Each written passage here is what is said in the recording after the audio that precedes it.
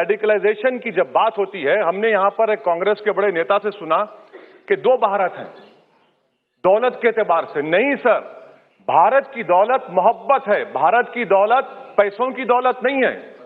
भारत की दौलत मोहब्बत है।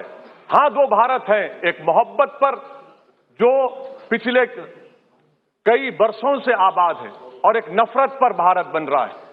तो क्या आप दौलत की भारत की मिसाल देंगे या मोहब्बत की भारत की मिसाल देंगे?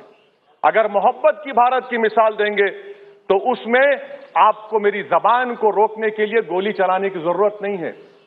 इसलिए उसको देखिए, मैं मौत से नहीं डरने वाला हूं।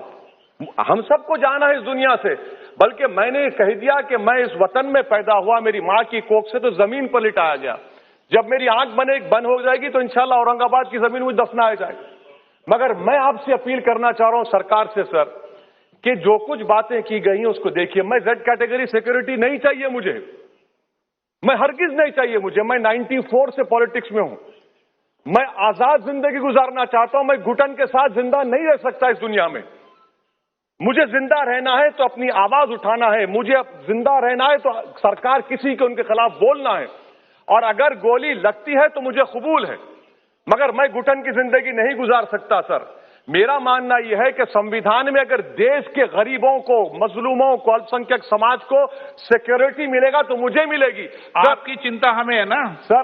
मैं सिक्योरिटी दे रहे हैं आपको नहीं सर। देश के गरीब बचेंगे तो मैं बचूंगा। ओवैसी की जान इखलाक पीलू से बढ़कर नहीं है सर। ओवैसी की जान उस वक्त बचेगी जब गरीब की जान बचेगी। इसीलिए मैं आपके जरिए सरकार से अपील करना चाहूंगा कि सर, इस नफरत को खत्म करिए, इस नफरत को खत्म करिए और इस पर आप गौर करिए। मैं नहीं लूंगा सिक्योरिटी, मैं जेड कैटेगरी नहीं चाहता हूं सिक्योरिटी। मुझे एक पड़ जाएंगे। और सर, ये रेडिकलाइज हो चुके हैं तो भारत की इससे राइट विंग कम्युनिज्म और टेररिज्म बढ़ेगा। मैं आपसे अपील कर रहा हूं कि जो गलती एनडीए 1 में की थी आप वही करने जा रहे हैं।